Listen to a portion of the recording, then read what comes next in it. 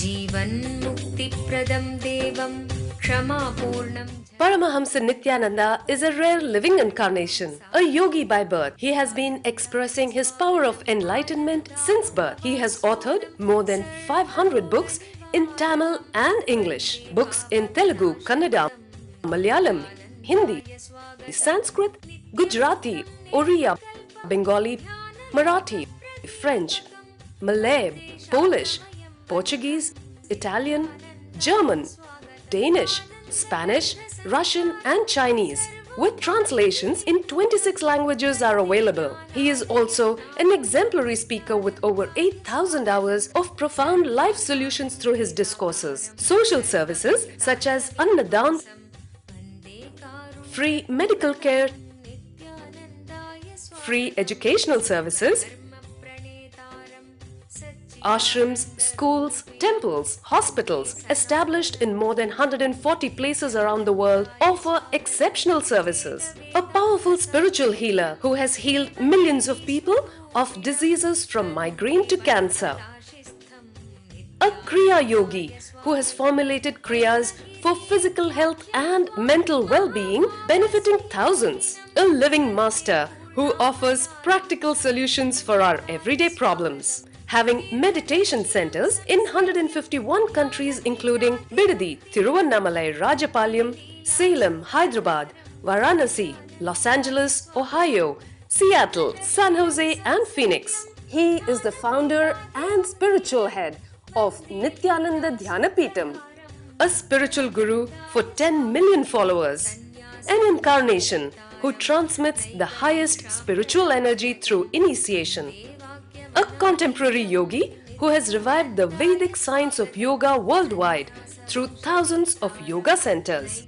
Adept in Ashtamahasiddhis, mystical yogic powers, he has effortlessly awakened the Kundalini of thousands, gracing them with spiritual powers. A spiritual powerhouse who has revived the sacred Vedic tradition by establishing Vedic temples worldwide in places like Los Angeles, San Jose, Seattle, Toronto, Ohio, Oklahoma, Phoenix, St. Louis, Malaysia, Brazil, Paris, Guadeloupe, Dallas, New York, New Jersey, Atlanta, Calgary, Vancouver, Singapore, and places like Bangalore, Hyderabad, and Tiruvannamalai in India. A dynamic young guru who is an inspiration to thousands of youngsters. India's most watched spiritual guru online. A beacon of spiritual light who has triumphed over the forces of religious terrorism and political persecution. Paramahamsa Nityananda is an eternal Kalpataru, blessing the world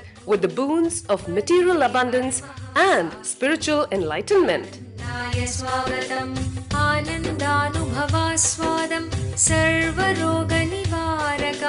Vande Papa Vinashaktam Nityanandaya Swagatam Nityamuktam Nirvikalpam Dhyana Pradipakam Vande Shantamayam Bandham Nityanandaya Swagatam Ananda Gandha Sancharam Sarvopadhi Vinirmuktam Vande Jnanalayam Natham Nityanandaya Swagatam.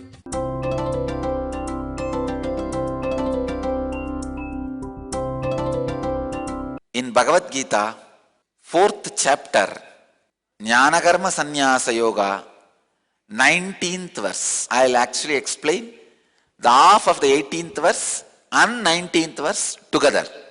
Yasya sarve samarambaha kama sankalpa varjitaha jnanagni daktagarumanam tamahu panditam bhutaha. The translation, he whose every enterprise is without fancy for the object of desire and whose action is consumed by the fire of consciousness is called as the wise man by the wise. Wow. Bhagavan is using a very beautiful word. Tamahu panditam bhutaha. Even the wise people call him as wise man. That is a very difficult thing. You can get, Bhagavan is very beautifully putting, Even the wise call you as wise. Let's enter into the verse. As I said, that 18th verse of is attached to this verse, 19th verse. Sometime Bhagavan was speaking so fast, he need to use 1.5 verses to convey some idea. In this he is doing the same thing. The 18th verse is expressing two truths, two sacred secrets. One, when you understand all your actions are just natural expressions of your balanced or imbalanced hormones. Please understand, if you are experiencing anxiety, that is because some problem in your navel center. If you are experiencing fear, insecurity, that is because of adrenaline release. If you are experiencing extraordinary depression, that is because some problems in the heart center. Actually, just if your pulse rate can be altered, you can be put into depression or got out of depression. Just the pulse rate and the blood pressure, nothing else. Wrong combination of pulse rate and blood pressure is a depression. Just that is balanced, immediately you will be out of depression. Every action or the emotion which makes motion in you. See, energy which creates motion in you is emotion. Any emotion in you is just hormonal imbalance, chemical imbalance in your body.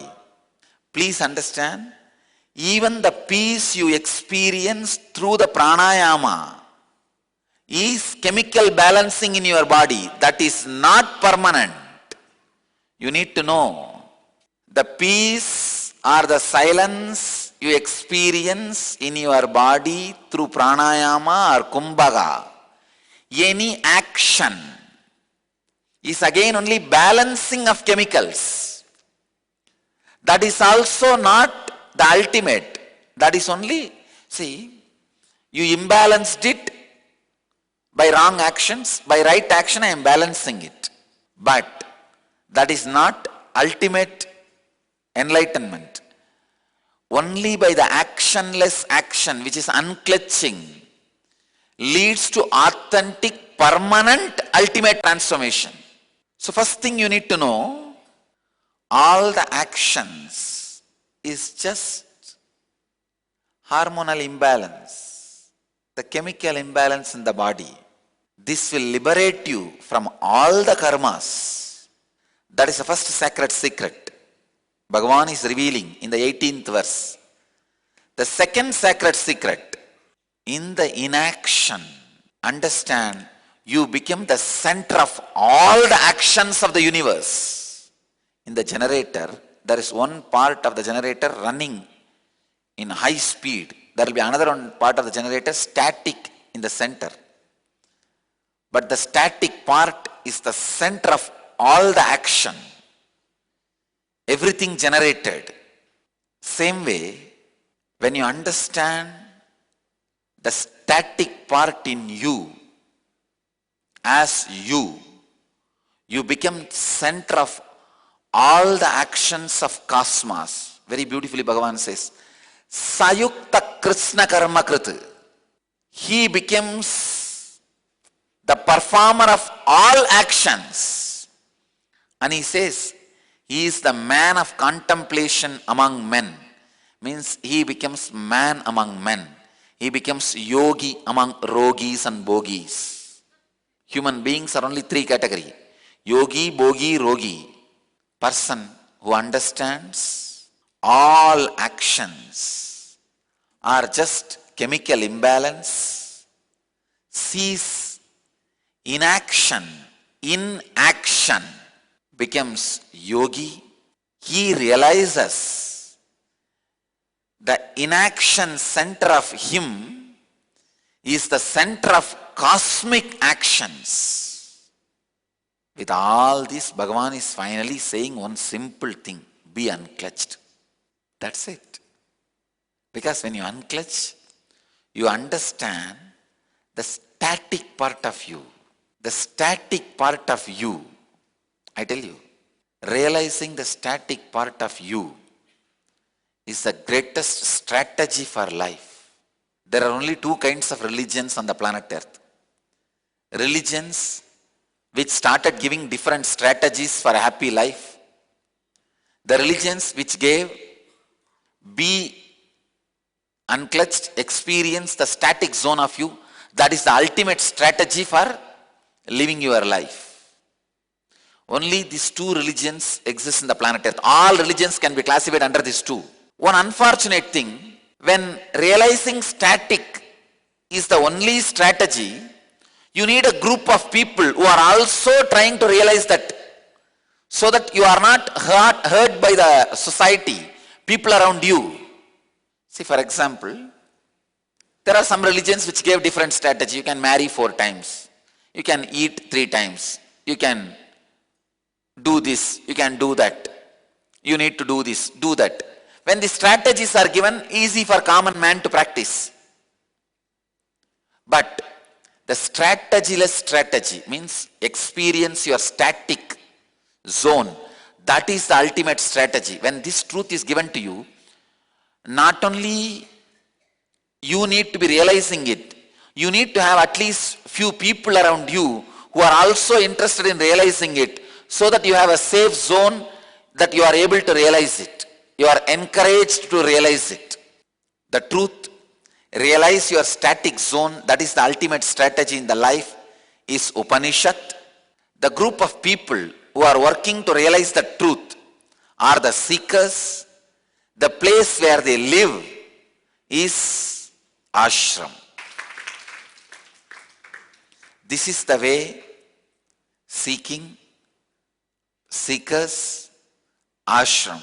Whole thing evolved.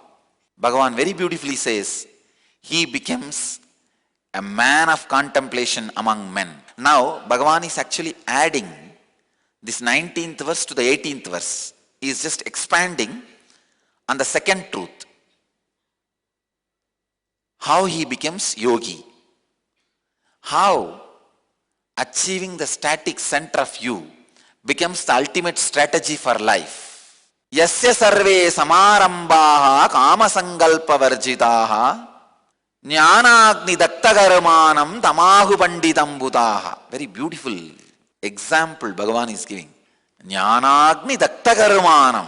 See, there is something called influence of the earlier poets or leaders, masters, through the phrases, proverbs. For example, now in my satsangs and discourses, if I am using the proverbs, phrases used by Ramakrishna, Ramana Maharshi, Osho, J. Krishnamurti, naturally my inner space is influenced and impressed by them. Same way, studying Bhagavad Gita, we can very clearly find out who all have influenced and impressed Sri Krishna's inner space. I can very clearly design the syllabus taught to Sri Krishna in his Gurukul. In Sandipani, under the Rishi's guidance, what all books, scriptures Krishna studied, who all have influenced and impressed him. I can very clearly tell you, because this phrase, Jnanagni Daktagarumanam, is from Patanjali. Exactly this whole phrase. Many places, same way Bhagavan uses the phrases, proverbs directly from Kathopanishad. I can tell you very clearly, the whole syllabus book of Sri Krishna. I have a beautiful picture here, Shandipani Gurukul, how Krishna was learning.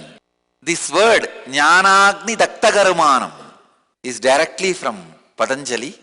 This experiencing the static zone in you does the job of Jnanagni Daktagarumanam, means action, an object of desires which is reason for action, and the fancy for the object of desires which is foundation for action.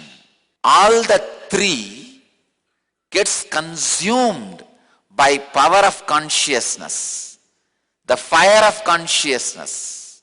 This is the way You become yogi among the rogis and bogis. Human beings, the first part of their life, bogies, run for enjoyment. The boga ends the moment you become a rogi. Sick. Then die. Very few become yogi among these bogies and rogis. As long as the body is strong and running, you run and be a bogi. When they are tired, they can't function anymore, you become rogi. So never ever the possibility for yogi is explored when your body and mind is healthy. When you are running in the line of bogi, that time itself, there are very few who became yogi. How you become yogi? That description Bhagavan is giving very beautifully in this verse. By centering yourself on the static zone, Jnanagni Daktakarmanam. Very beautifully, Patanjali puts it. Jnanagni Daktakarmanam Krite. When he describes about the Nirvikalpa Samadhi, this is one of my favorite proverb, because I still remember how I was taught this proverb. Raghupati Yogi is a very simple, nice person. Sometimes he will roast groundnut to give it to all his chamchas. See, apart from disciples, he will have a group of chamchas around him who will come and spend some time joking. He's after all an old village man, and sitting and talking all the local stories. When I listen to all that, sometimes I also used to have a doubt. How can this great yogi, morning I saw him levitating, flying in the sky. Now he is sitting and talking who ran away with whom. No, really, he will sit, some 5-6 chamchas will come, all old men and women, is journalists who will go to every street and collect news and bring him and entertain him. All dirty, cheap stories. Who ran away with whom, and who got how much dowry, who is having affair with whom, who will win in the coming local election. They won't even talk state level election. That is too big for their brain. They will only talk that local panchayat level election or their local village level election. Cheap gossip.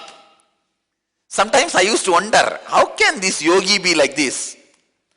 But such a sweet, innocent person, he will even roast groundnut to eat while giving the news. So one day he was roasting the groundnut inside the temple where he used to teach yoga for me every day. There he made a small fire and he is roasting the groundnut. And I was sitting, and I was a great Vedanti, and my mind was completely filled with this great truths, and my greed or passion for this spiritual science is such. Whole day I'll be talking about this only. Sometime even he will be bored. And he will say, can you keep quiet and allow me to talk my things? What is that? Who ran away with whom? No, he will nicely in a big vessel, he will roast the groundnut. And moment all his chamchas gather, 3 men, old men, and 2 elderly lady. All are widowers and widows. Who will live with them? That kind of fellows. And they will all sit around. Not a single one can do their things on their own. That kind of old widows. But somehow to collect news and give news, they will become so alive and active. They can't do their own household things, but they will walk almost 1 kilometer just to sit with Raghupati Yogi and share who ran away with whom, who is having affair with whom. I still remember how I learnt this verse. This Raghupati Yogi was preparing one day his great snacks for his United Nations of Scandal Conference. He was actually roasting the groundnut And that day only I read this verse. Morning I read this verse. Then I was sitting there and asked him. I was actually trying to ask him. Tata means the grandfather. Oh, is this the way what the Patanjali was telling? Our desires and engrams get roasted, because dakta karmanam means in Sanskrit getting roasted. Once the roast, if a seed is roasted, it can never grow again.